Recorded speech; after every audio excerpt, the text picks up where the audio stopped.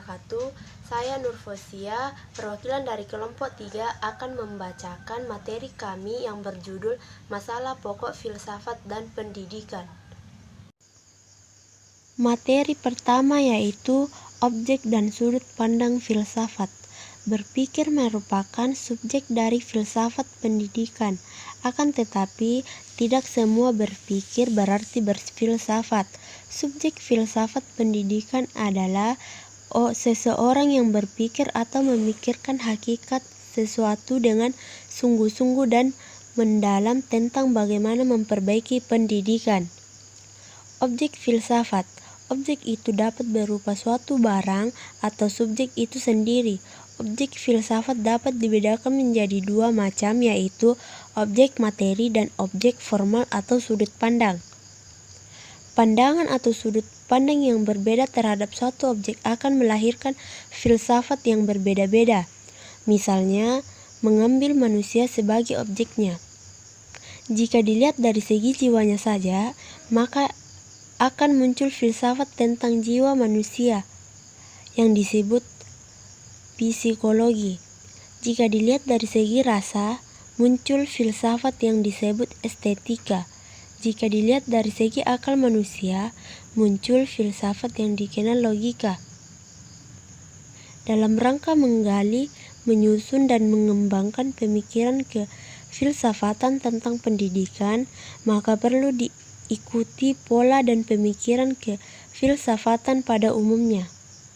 Adapun pola dan sistem pemikiran kefilsafatan sebagai suatu ilmu adalah: yang pertama, pemikiran kefilsafatan harus bersifat sistematis. Yang kedua, tinjauan terhadap permasalahan yang dipikirkan bersifat radikal. Yang ketiga, ruang lingkup pemikirannya bersifat universal. Dan yang terakhir, pemikiran yang dilakukan lebih bersifat spekulatif.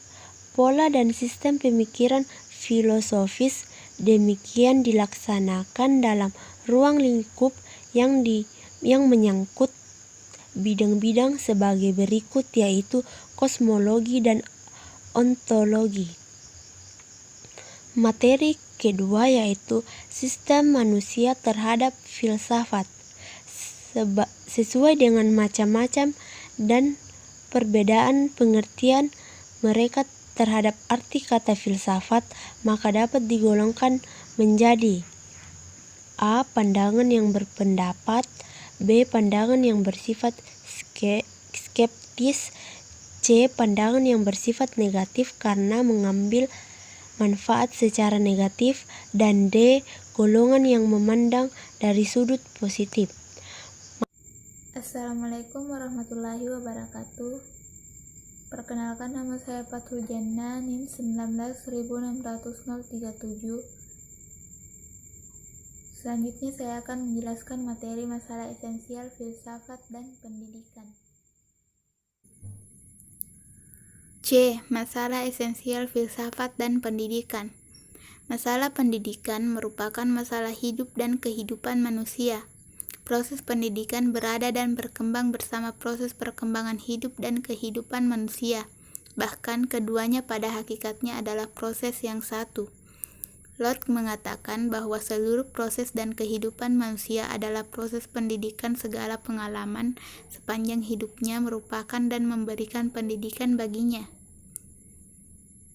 Permasalahan pendidikan ada yang sederhana dan ada pula diantaranya yang menyangkut permasalahan yang bersifat mendasar dan mendalam, sehingga memerlukan bantuan ilmu-ilmu lain dalam memecahkannya.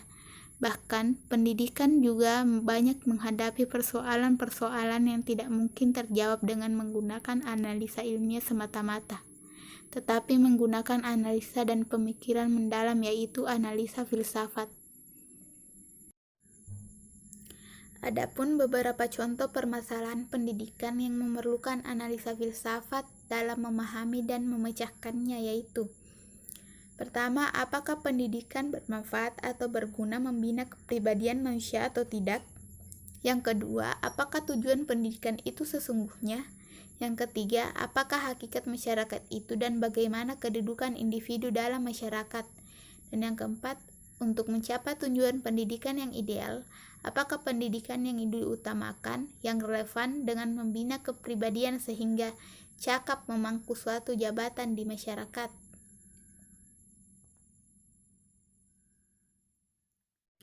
Dalam memecahkan masalah tersebut, analisa filsafat menggunakan berbagai macam pendekatan yang sesuai dengan permasalahannya, diantaranya antara lain. Yang pertama, pendekatan secara spekulatif. Yang kedua, pendekatan secara normatif. Yang ketiga, pendekatan analisa konsep. Dan yang keempat, pendekatan analisa ilmiah.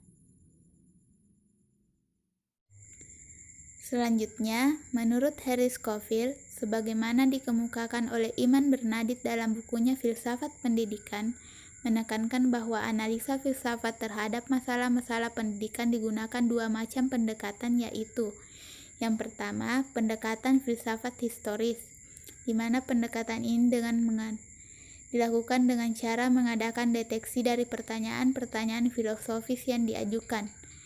Mana-mana yang telah mendapat jawaban dari para ahli filsafat sepanjang sejarah.